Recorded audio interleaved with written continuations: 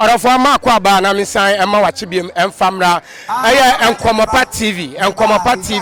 mo amosomfo mu bibia MC Rapture maka cho se afedi ha na me nyina ye bedi kasubom enti bomade se obe subscribe obe share obe like ama afofo eso atimi ahunu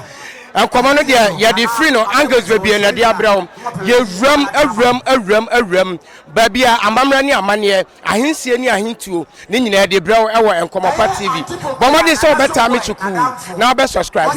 di akire na boa unim se aya na enkomo kra ta di ahim ewo eye bia ba ne nasefo ye bewura ho nyina ni ye de enkomo ekoho e de abrawo choba na omokotena ye didie ni ye di enkomo no ye de ho enkomo nyina ebetimi abrawo ye de akonfo so ho nsam ebebrawo ntina madika aka cho sa amamra ni amane dwumade bi esene fata wo so wotena se obehu sampa enkomopa TV ye bo enkomopa ama so ahu sampa se bibi oba bi ti bomade so be subscribe wo be share na afi wo be like ama afoforo so atimi ahu de free ene ekobia no enkomopa TV ye de agro so babrewo ama woni age esansa adwendwe no ye pese aduru ba bi a wutimi eto bitwene wo so fo wade nyina MC Rapture aha na me ne obedi kasubom tam chuku ye woni pa ye woni ema bebre so e de ebrewo enkomopa TV chemeso se bombing komopa ene de nti a wo hwe se de tuntum ni kokko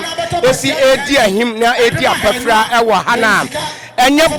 bone kura mpanifo se sebe aburu sebe awisi ye kuram eye nana owusu buafo Gadawu komfuo a wono ewo eye adum kwa ngoma na waka nkyira gu wabra abusua nyina aduane esija so enti enne eye ne na wotweda nananom akomfuo efra chichiri ene benchaye nananom hemfo a wo mo de amamra ni amane adie atimi abepiem wa ha wo mo ebetaye abusua enne ade ato wo nyina ani wo mo ma hye wo mo hoden na wo nyina so ama wo nyina ho eye akom esanse mpanse ehwene nya na eni anya enti enne wo hwese de nanom akomfuo asia bebun kama faso wa hana na ni nyina eye komfuo wusu a wono ekom kwagoma Gadawu ono etimi adan benkum so enne nananom ato wo ne abeseno a enkomopa TV yeso ye wo ha ye bebo enkomo na so ye di kan de sa rahusemi ye de ama Genetia Fonti enne eye amamra ni amane ene ebetodwa e wo ha de ebeto fom wo ha bia no ye bema mo so yahwefo ye mamo aso anase mo ani so ensi e wo ho ye guso ye betwa me nananom akomfo na ye ne o matwetwe nkomo baako mienu ne miensa so komfuo wu a amamra ni amane bei ene ye di gya ne kwan ene ye di nyina bebrewo ewo enkomopa TV enti na mse like subscribe na share na ema afoforo ntimi hu de eno so etodwa MC Rapture mi wo ha ya mi di mu akotene de na bibia so ebekon kan de ama ho tamu chuku ye bowra nananom mu ne ene o madi nkomo ni age eye komfuo wu a amamra ni amane esene fata wo so mo ye no wo mo adanadi e de ama me ne mahwefo nyina ye da mase ye gudwuma de ni so Orafo America ma wasote yesa yewram ne ene na anoma komfo atwetwe nkomo esanse ene enkomopa TV message me so se bombing komopa ya ka chewo ama woso aso atimi atie bi wo yesa de na anoma komfo mo ato abeseno a ese wani ense waka che bridge abo enti ama nananom ani abre kokko ne tuntum ene edi ahim se dem di kan ede to wanim no na me ne nananom bedi nkomo ne ma bi se o mo se ekoba se komfo bi dane top komfo bi ko akura komfo bi tina nananom a amamra ni amane bei ene wo mo ye edigya ne kwan na akire kura no esunsuaso be ne wo ho MC Rapture ademi ade asem bomade sen komopa TV wo be subscribe wo be share na wo be ja comment what you say share ma afoforo eso ntibi ma comment ni mflow de opa no ka kire me medi hu dwuma ama wo so watimi ahu me sabre nana wadaroma akwaba ede ba enkomopa TV so mejo so Wahine na udin ene ba bia free bosom be kra e na okom no medin wahine ba eje isikapa empanyine se de odin ene yebo me komabo me ya na mso asabi kro bia yirefe ambassador kotoko na setu ewrosa aye na esu ebo a me ya na msa so bantama kwantim fidi abo entimne komoketo akola Ohine eba ye ya enkomopa TV ye bepiem wa ha ye wo se na anoma komfo mo tempenten kwa tuntum ni kokko na edi ahim batakari abosoma hodo na battery so edi anti ana nemo wa ha na so komfo bi kura wu a amamra ni amane bai ana mo ye edi gya ne kwan wadaroma bru me fa kwan yeso na matia wawefo na ma yo mo sutere se yani ata akoko wa bridge so abo bona abo ne se ne ye komfuo a sabi akwase Gadawu na yire ni mpon na sabi wadane ato odane to se ne duru mpempen so se ya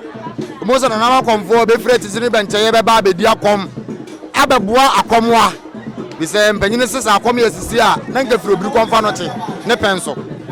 ye be ba beboa ma akom aya akom ye be tere se ye na firim nyenya ebi be no monsa ebi be no jot obi so be ba be tia ene ma bebre ne be koso ni ababa biara mo se ampa anibere na aba ampa enti abane sei nesa komfuo kwa akura sabi ni suman na wakom no di amamna na moyama no anase oyene sese ne de empanyine se yebetwa some ne de agusuma adana no ana abosom kwana no ye de some ne gu wowi a enne bi adanse se komfo kura ho no kwa akura anase waka ntiragu na ye de some ne gu no ye wo amane ni amamra ye ye kokoam a ye ntimi fantu joma asante anase ententa videos for enhwe bie amane ni amamra kwaso awodem e ma wo se komfo no ho no kwa akura nana meda se ne unchemu a wode amame mene mahwefo nyina enkomopa tv yada se message me to se bom enkomopa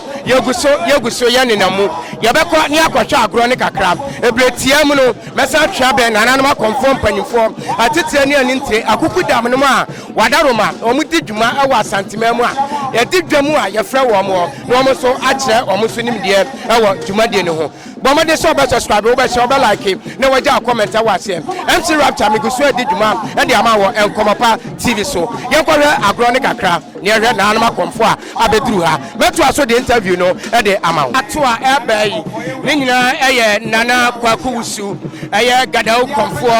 no adum kwagoma wada ne benkum so ana samre bafo asabre kujawo asu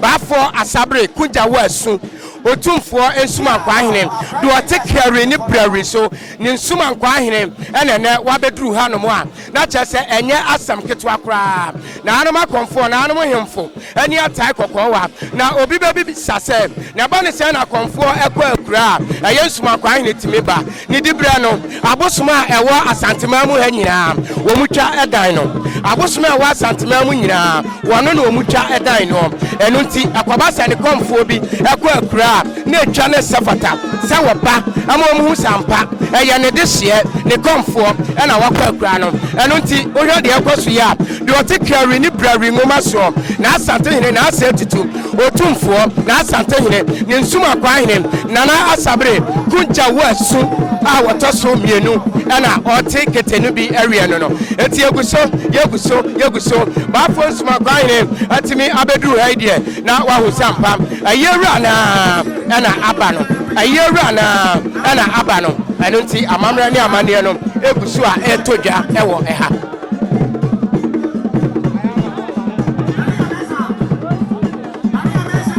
yenti a na anoma komfo nyina asori agina omo na so no eche sampa omurura bafo SUMANKWAA HENE ana abeduru aye yase eni ntina bible cross yemfa anidie ema de anidie se no obepiemu asantemam a na anoma komfo ene ade omo SUMANKWAA HENE edi agro eni nti bafo asabre kujawo eso eba no entina na anoma komfo nyina asori agina womo enai so a womo egine yoyoyo egino ababa no na sede nani asiatai kokwa no sade wosi ticket ni bi wie no onye na adwe kura se ofiri mu aba esan se enibre abapa bafo SUMANKWAA HENE egusu a wo ba na anama komfo egine yoyoyo egino ababa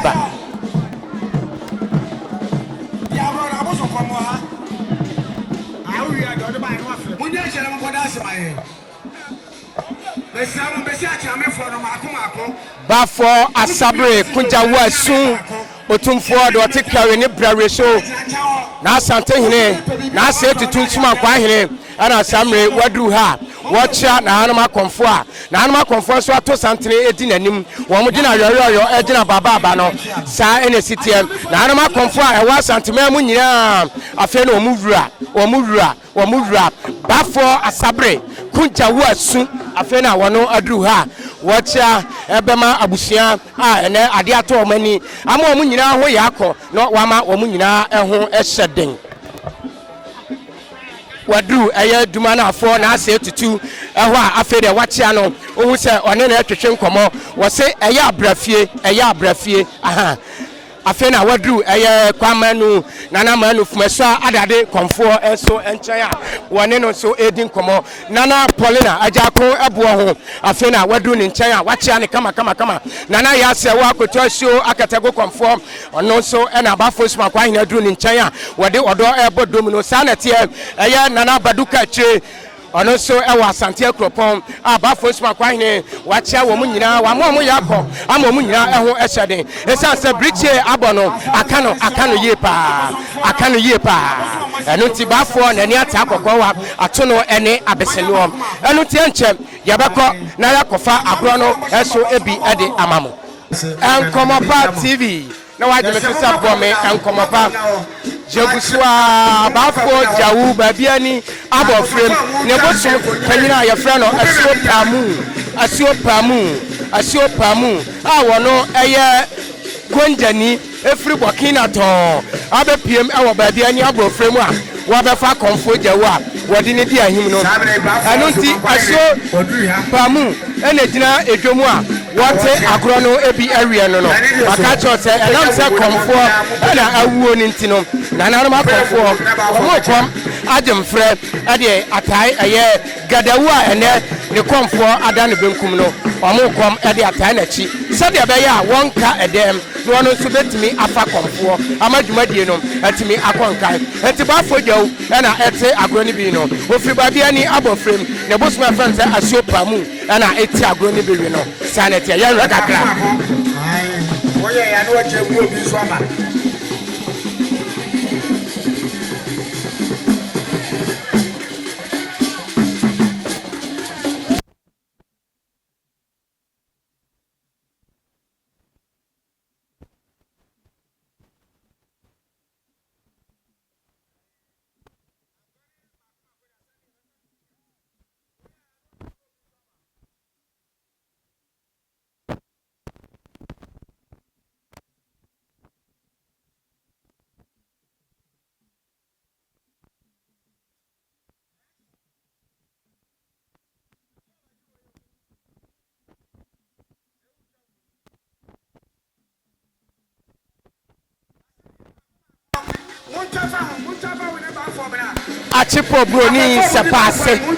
Achipo broni sepase ono so na adrumu na ono so ti agro ni bia wie no aka cho se enkomopa TV ene de abekọ so bia je mamo so ensi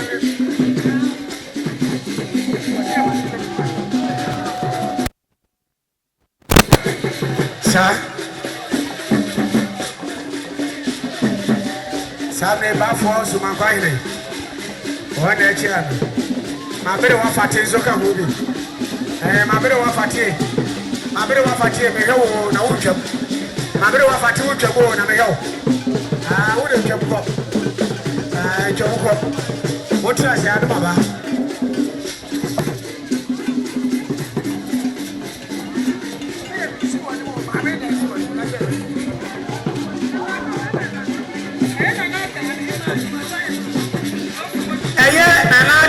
Edumasa ehima Madri ha obara chia mo fa ba fo jema no